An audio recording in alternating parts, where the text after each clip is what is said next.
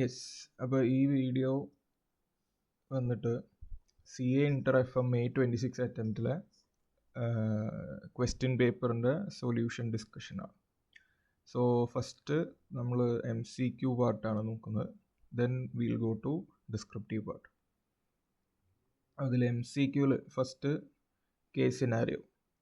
അപ്പോൾ കേസ് സിനാരിയോയിൽ ജസ്റ്റ് അതിൻ്റെ കണ്ടൻറ്റ് മാത്രം ഒന്ന് വായിച്ചു നോക്കുക. അപ്പോൾ കേസ് സിനാരിയോയിൽ ഓൾറെഡി ആനുവൽ ഇൻട്രസ്റ്റ് 33 lakhs വന്നിട്ടുണ്ട്. അതിന് ഇൻട്രസ്റ്റ് റേറ്റ് വന്നിട്ടുണ്ട് 11%. സോ അതിൽ നിന്ന് നമുക്ക് എന്ത് കണ്ടുപിടിക്കാൻ പറ്റും? ഡെറ്റിൻ്റെ എമൗണ്ട് എത്രയാണെന്ന് കണ്ടുപിടിക്കാൻ പറ്റും. നെക്സ്റ്റ് 50 lakhs റീറ്റെയിൻഡ് ഏർണിങ്സ് ഉണ്ടെന്ന് പറയുന്നുണ്ട്. Then long term debt equity എന്ന് പറയുന്നത് 2:1 ആണെന്ന് പറയുന്നത്. So basically debt equity ratio 2:1. Face value per share 10 രൂപ എന്ന് പറയുന്നുണ്ട്. ഓക്കെ, ഇവിടെ എന്താ സംഭവിക്കുന്നത് എന്താ? സോ അവരൊരു പ്രൊഡക്ഷൻ എഫിഷ്യൻസി കൂട്ടാൻ വേണ്ടിയിട്ട് they are installing a new technology. അതാണ് ബേസിക്കലി ആ കേസ് സിനാരിയോയിലുള്ളത്. അപ്പോൾ ആ ടെക്നോളജി ഇൻസ്റ്റാൾ ചെയ്യാൻ വേണ്ടിയിട്ട് the company requires an additional fund of 3 crores which is 300 lakhs. Okay, അപ്പോൾ അത് എങ്ങനെയാണ് അതിൻ്റെ അറേഞ്ച്മെൻറ്റ്, ഫണ്ടിൻ്റെ അറേഞ്ച്മെൻറ്റ് എങ്ങനെയാണ്? ഇൻ എ മാനർ എങ്ങനെയാണ് പറയുന്നത്? That present debt equity ratio will, അതായത് the additional fund will be arrange in a manner it will not impact the present debt equity ratio. Okay, so additional ഡെറ്റിൻ്റെ interest rate 12% പറയുന്നുണ്ട്.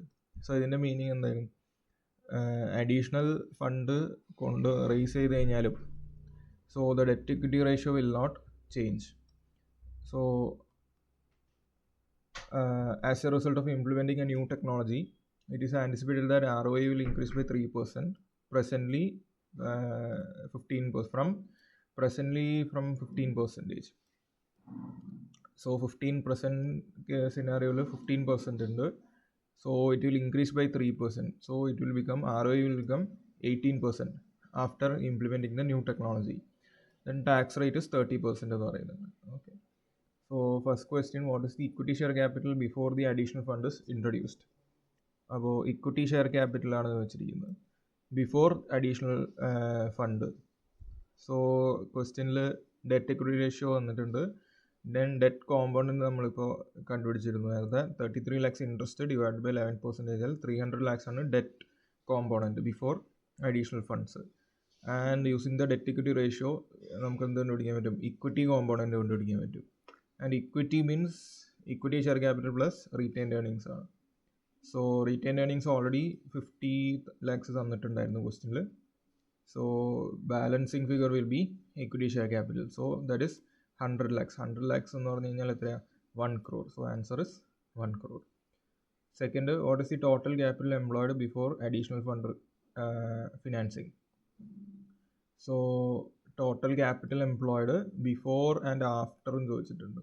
അപ്പോൾ before additional financing already debt എത്ര ഉണ്ടായിരുന്നു? 300 lakhs. Then equity കോമ്പൗണ്ടിന് 150 lakhs already നമ്മൾ debt equity ratio വെച്ച് കണ്ടുപിടിച്ചിരുന്നു. So total 450 lakhs. That is 4 crore 50 lakhs ആണ്. ആൻഡ് ആഫ്റ്റർ ദി ഫിനാൻസിങ് വരുമ്പോൾ എക്സിസ്റ്റിംഗ് ആയിട്ടുള്ള 450 lakhsൻ്റെ കൂടെ എത്രയാണ് റേസ് ചെയ്യുന്നത്? 300 lakhs ആണ് ടോട്ടൽ ഫണ്ട് റേസ് ചെയ്യുന്നത്. സോ 450 + 300 750. ഓക്കെ, അപ്പോൾ 750 lakhs ആണ് answer. So 4 crore, 4.5 crores and 7.5 crores. Option C ആണ് അതിൻ്റെ answer. Next, compute the EPS after additional financing. So EPS ആണ് കാണുന്നത് after additional financing. And what is the percentage of increase in EPS എന്ന് ചോദിച്ചിട്ടുണ്ട്. So നമുക്ക് എന്ത് കണ്ടുപിടിക്കണം? ബിഫോറും കണ്ടുപിടിക്കണം, ആഫ്റ്ററും കണ്ടുപിടിക്കണം. അപ്പോൾ ബിഫോർ EPSൻ്റെ കണ്ടുപിടിക്കുന്ന ഫോർമാറ്റ് ആ ഇൻകം സ്റ്റേറ്റ്മെൻറ്റ് പ്രിപ്പയർ ചെയ്താൽ മതി. So EBIT less interest less taxes, then you will get EAT, then അതിന് പ്രിഫറൻസ് ഡിവിഡൻഡ് കുറച്ച് യു വിൽ ഗെറ്റ് EISH, അല്ല equity earnings available to equity share holders divided by number of equity shares ചെയ്ത് കഴിഞ്ഞാൽ EPS കിട്ടും. അപ്പോൾ ഇതിൽ EBT കണ്ടുപിടിക്കാനാണ് എന്ത് information വന്നിട്ടുള്ളത്? ROI or ROCE, total capital employed amount നമുക്കറിയാം. അതേ ഇൻറ്റു ROI ചെയ്ത് കഴിഞ്ഞാൽ U will get the EBIT. അപ്പോൾ before the funds additional financing, before additional financing total capital employed എന്ന് പറയുന്നത് 450 lakhs ആണ്. ഓൾറെഡി കണ്ടുപിടിച്ചിരുന്നു നേരത്തെ ക്വസ്റ്റ്യൻ. അതേ ഇൻറ്റു 450 ഇൻറ്റു 15% ചെയ്ത് കഴിഞ്ഞാൽ then you will get 67.5. So EBIT അതിൽ നിന്ന് എന്ത് കുറയ്ക്കണം, less interest less taxes 30%. Interest already 33 lakhs ആണ്, അത് കുറഞ്ഞ ദെൻ ടാക്സസ് 30% കുറയ്ക്കുക. So you will get an earnings after tax, you will get 24.15 lakhs. Already equity shares നമ്മൾ ഫസ്റ്റ് ക്വസ്റ്റ്യനിൽ ഇക്വിറ്റി ഷെയർ ക്യാപിറ്റൽ കണ്ടുപിടിച്ചിരുന്നു, which is 100 lakhs. And face value ക്വസ്റ്റ്യനിൽ വന്നിട്ടുണ്ട് which is 10 rupees. So equity number of equity shares is 10 lakhs.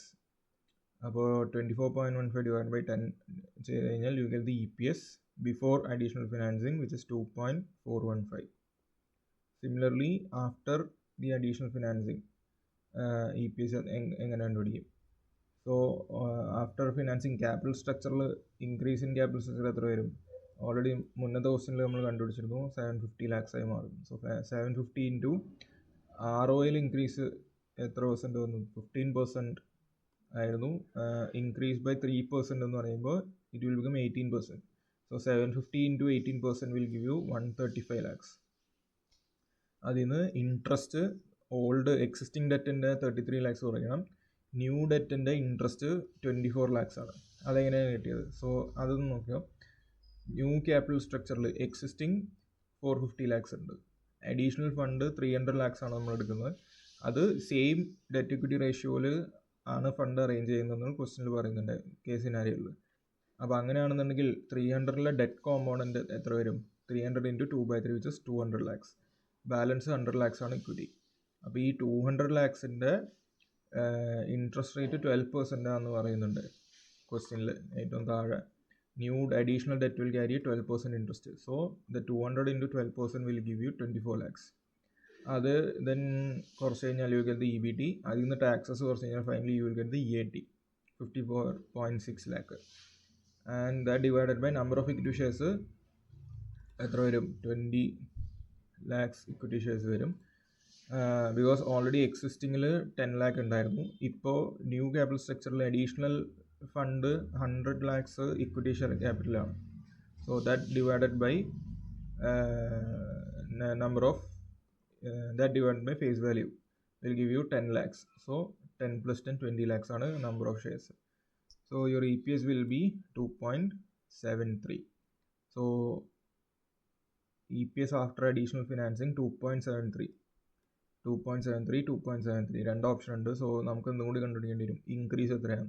So increase in EPS will be 2.73 divided by 2.415 minus 1 into 100 is 13.04. So that will give you the increase in EPS. So option A will be the correct answer.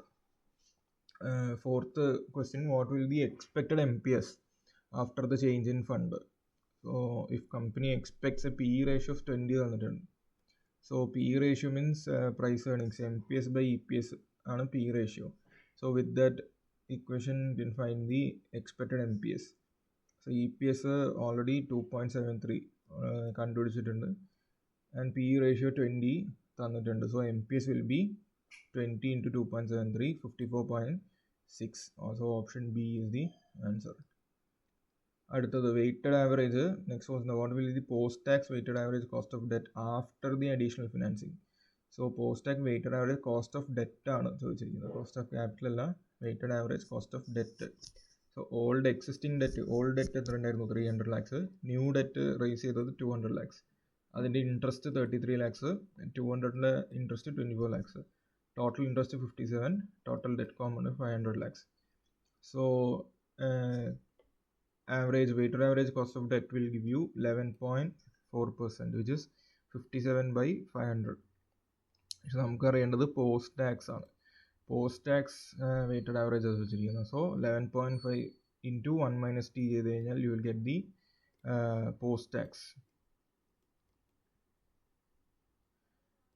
Post tax weighted average cost which is 7.98.